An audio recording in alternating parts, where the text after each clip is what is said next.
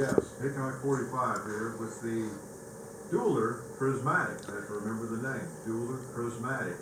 It's the double 1911 that you all have been requesting we get a hold of for I don't know how long, okay? And how many times? Well, we finally got a hold of one, thanks to Buds. Buds sent us, I requested it. They have several of these things, I think. I guess a lot of people are buying them. But anyway, it is the Dueler Prismatic, requested from Buds, and we appreciate everything they do for us, obviously. Because I don't know when we'd have gotten one. Probably wouldn't have followed through and gotten one as a T&E. So we appreciate their help, and we're shooting federal ammo. We appreciate that a great deal. This is the famous double 1911, and I have only fired, well, I pulled the trigger twice, but I shot it 4 times. Really, I'm not sure what to say. So let's dual wield some more. How's that? So you're probably expecting 2 holes further apart.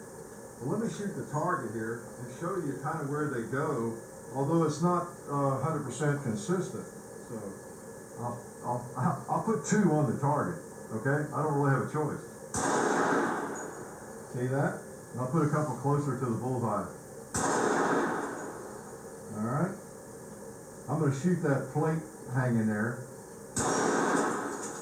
I'll shoot it again. Okay. That's a new gun. It's it needs breaking in. There we go. So that gives you an idea at this distance, which is I don't know, what is it, about 6 yards or so, 6-7 yards maybe. And that's kind of the spread you get. And then notice it's not exactly snake eyes every time. You get sometimes the rounds even vertical, I've noticed, okay? So that's one thing I wanted to show you. This is one of the questions I've always had about this. Well, exactly where the rounds hit. If I shoot at 60 yards, am I going to have snake eyes, perfect snake eyes, at least wherever they hit? Or what's going to happen? Are they going to spread out and one's going to wander off a great distance to the left or right? It shouldn't happen, right?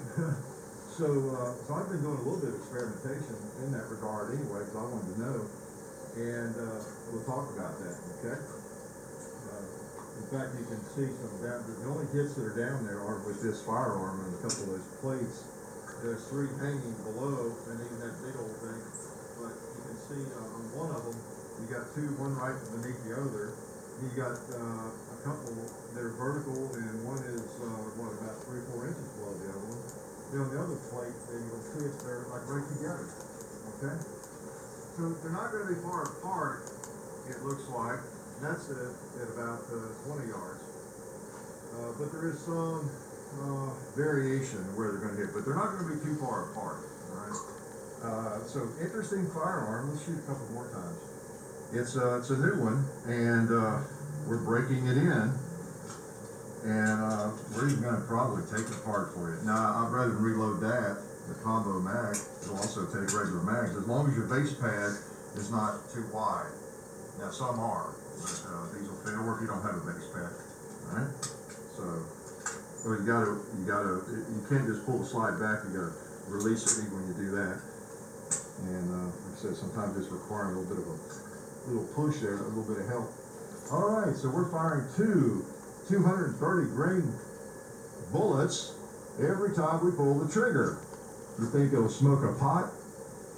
I'll bet it will. Oh man, it will smoke a pot. That's a fair amount of lead. Quick, Kentuckians, how much lead? How much weight? 230 plus 230? 460. I beat you, I'm sorry. There's a 2-liter right there behind the filing cabinet. Needs some lead. Yeah, another pot. Cut it right in half. Let's see if we can hit the cowboy. See what it looks like on him.